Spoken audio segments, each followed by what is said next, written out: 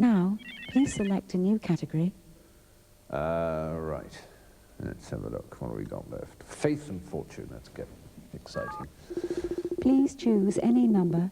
3 for the Trinity, as we're talking about faith. Do you believe in ghosts? No, absolutely not. They don't exist. It's an absolute lie. It's superstitious drivel. It's bollocks. They don't. No. Very firm no. Number 4. To what extent do you follow your stars? Absolutely no extent at all. God, I didn't know. You've got me on my pet subject here. Horoscopy is a load of bollocks, ladies and gentlemen. There is absolutely no truth in it. For a start, I mean, I could go on forever. For a start, they get it wrong. You know, I mean, literally wrong.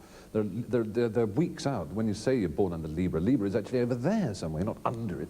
And for the start, a constellation is according to parallax. I don't know if you're familiar with the concept, but, you know, if you look at this here, these 2 fingers, right, you can say, well, if it's 2, it's a bit difficult. These 4 here, imagine each one of them is a dot. You could say I'm making a box shape. But if I move exactly the same fingers like that, they become another shape, like so. Now, we've given names to the shapes we discern in the sky according to our position relative to the heavens, obviously. And somebody one day said that particular thing looks a bit like a lion. Now, I'm staggered, I'm buggered if I can see why a Leo looks like a lion. It could look less like a lion if it... Anyway, when you look at the constellation. And so they say it looks a bit like a lion, so we'll call that Leo, a lion. Okay, that's fair enough, you're allowed to do that. And you can call these the Pleiades, and we can call this Cygnus, the swan. But 12 of these constellations, of which there are innumerable billions out in the universe, 12 of these happen to be taken because there are 12 months, and it just rather fits neatly into a year, and it's cycles of, you know, the way we go around the sun and so on. Not that they knew that when they made that up. And so I've had professional horoscopes done on me by professional horoscopers, you know, at great expense, in order to demonstrate what drivel it is. All the things they say are true because they're true of anybody. They say things like, you know, your creativity and intelligence is not fully appreciated by people around you. Well, who's going to say, no, that's not true, actually. People completely appreciate how intelligent and creative I am, and I'm completely, perfectly understood by everybody. Everything they say is aimed to solace the fearful, the superstitious, the unhappy with themselves, and they give them this bogus science, which is a lie, ladies and gentlemen. I'm here to tell you, a lie. It's not a science. Number 12. What are your views on the acceptance of homosexuality in the church?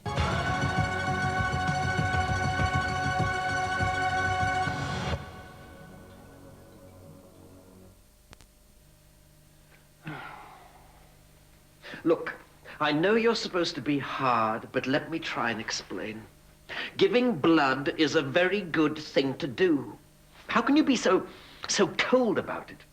Don't you understand, without blood, there'd be no operations, or treatment for blood diseases, or for burns, or for newborn babies? People with hemophilia would bleed to death. Am I getting through to you? I don't know, they were right. It's like trying to get blood out of a... Oh, thank you.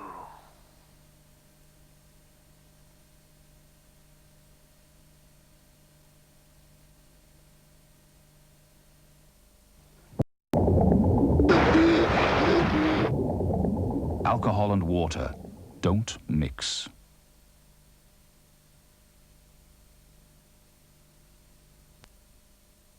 What are your views on the acceptance of homosexuality in the church?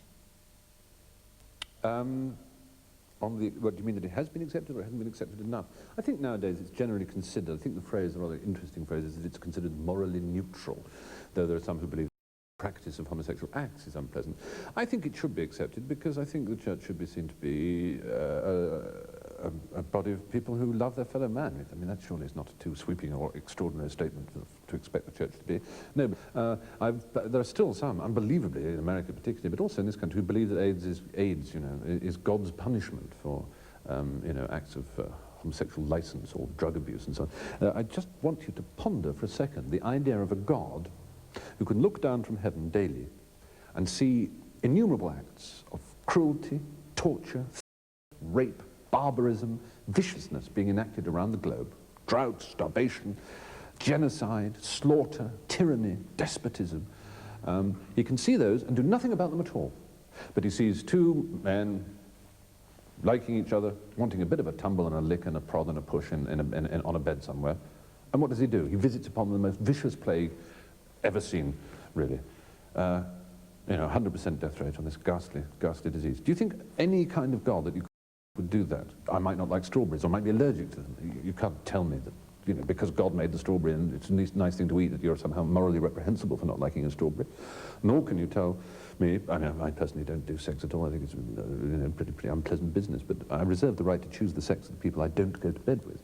And have had a homosexual history, as it were, if there is such a thing, you know, and a heterosexual one too. But, you know, to be told that I'm wicked, simply because that's the way my loins twitch, as it were, is an obscenity. Anyone out there who's gay or straight listening would agree. You can't legislate for the loins. They know their own will.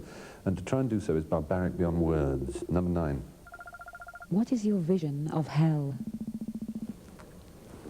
A family theme amusement fun centre, family amusement theme fun sort of place with lavatories stinking of overflowing urine and people and sound of people having fun and leisure and amenity and just on helter-skelter rides and bowling about, all that kind of thing, I suppose, and a silvery snake of traffic off junction something of the M something, queuing for some family theme amusement fun park.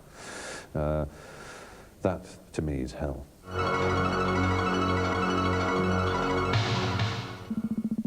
Would you rather play a game of football or netball? I don't know how to play netball. It's a sort of basketball for girls. Is that right? Is that an awful thing to say? I think it is. I'd loathe to play either of them. I'm terrible. I would absolutely hate playing either of them. Cricket is the only one I'd really like to play of those sort of field games. What is your favourite ice cream flavour? Oh dear. Brown bread and ginger or something terribly. No, raspberry. Raspberry, like raspberry. How many pairs of socks do you have? Anybody who knows me would know that it is impossible to answer that. I do buy a hell of a lot of socks. I would say probably closer to 300 than anything else. Pathetic answer. 300, let's say, pairs. So let's face it, 600 socks all told. Do you prefer chocolates with hard or soft centres? And then you asked me that a few years ago, I would have said soft. But now, you know, since the Yorkie revolution and the crunchy chocolate, I mean, or chunky chocolate, I don't mind it hard so much, but still soft, actually, let's be honest, soft. Soft, and I prefer milk to plain. I'm an unsophisticated sort of person. Who is your favourite poet? Well, you know, William Shakespeare was a poet as well as a dramatist, and he would be hard put. But otherwise, I would say W.H. Auden. What do you wear in bed? Nothing, unless I stumble into bed so pissed that I forget to take off my underwear. Oh, isn't he horrid, ladies and gentlemen? Usually nothing, I don't wear pyjamas. What is your home phone number? You big bloody lucky lady. No, indeed. I don't have one. Praise be, Jeeves. Indeed, sir. Although, if you'll forgive me for saying so, your methods are a little on the rough side. Well, sir, one cannot make an omelette without breaking eggs. I say, an omelette. Do you think you could get me one? Certainly, sir. Perhaps with a little half-pot of something? Undoubtedly, sir. Righto, Jeeves. Now, please select a new category. Love and passion. It's got to be faced, isn't it? Please choose any number. 15. When did you last fall in love? Oh, you come right out and say it, don't you? Wanders about to indicate the depth of his embarrassment and Englishness at this point. When did I last fall in love? Why do I find myself walking towards this strangely phallic object that can't be connected? I last fell in love when I was 14 years old, and I don't think I've fallen in love since. Isn't that sad? Isn't that tragic? No, it isn't really. If I'd fallen in love, I'd find it very tragic. I haven't been in love since I was 14 years old. In fact, I'm still in love.